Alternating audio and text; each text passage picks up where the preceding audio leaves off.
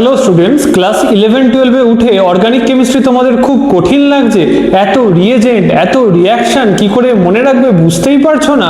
আমি কিছু স্টেপসে কয়েক মিনিটের মধ্যে বলে দেবো যে অর্গানিক কেমিস্ট্রি কি করে পড়তে হয়। আর এই স্ট্র্যাটেজি তুমি যদি ফলো করো, তুমি খুব সহজেই অর্গানিক কেমিস্ট্রিকে ভালোবেসে ফেলবে। তা প্রথম ভুলটা আমরা যেটা করি অর্গানিক কেমিস্ট্রির, রিয়াকশনসগুলো মুখস্থ করার চেষ্টা করি। অ্যাকচুয়ালি রিয়াকশন মুখস্থ করার জিনিসই নয়, রিয়াকশনসগুলোর কনসেপ্টগুলো আমাকে বুঝে নিতে হবে। ওই একই কনসেপ্ট দিয়ে কত যে রিয়াকশন হয়ে যাবে তুমি ধারণা করতে পারবে না।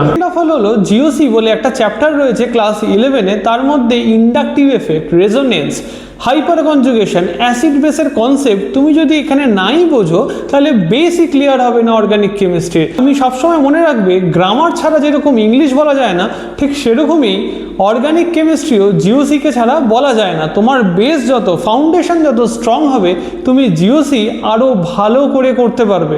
আরও একটা গুরুত্বপূর্ণ পয়েন্ট হলো, তুমি যখন কোনো রিয়াকশন করছো নিজেকে প্রশ্ন করো এই রিয়াকশনটা কেন হচ্ছে, এখান থেকে প্রোডাক্টটা কেন তৈরি হচ্ছে, আর এই রিয়াকশনটা কেনই বা করব। এই তিনটে প্রশ্নের যদি তুমি উত্তর সঠিকভাবে পাও তাহলে দেখবে অর্গানিক কেমিস্ট্রি তোমার কাছে সহজে লাগবে। আর তুমি যদি এই উত্তরগুলো না পাও, তুমি টিউশন টিচারের কাছে গিয়ে বলো যে এই জায়গাগুলো আমার প্রবলেম হচ্ছে, স্যার যখন বুঝিয়ে দেবেন তুমি খুব সহজেই অর্গানিক কেমিস্ট্রির মাস্টার হয়ে যাবে। তুমি একদিন এই অর্গানিক কেমিস্ট্রির মাস্টার হতে চাও, এটা কখনোই সম্ভব নয়। তুমি প্রত্যেক দিন 30 মিনিট করে যদি অর্গানিক কেমিস্ট্রিকে দাও, দিনে 15 থেকে 20টা যদি কনভার্সন করো অর্গানিকের, তবে গিয়ে তুমি অর্গানিকের স্ট্রেংথ পাবে। আর এই স্ট্রেংথই তোমাকে অর্গানিক কেমিস্ট্রির প্রতি ভালোবাসা বাড়িয়ে দেবে। তখন দেখবে অর্গানিক কেমিস্ট্রি মুখস্থ করতে আর ইচ্ছাই করবে না। এত সুন্দর সাবজেক্ট তোমরা ভাবতে অবধি পারবে না।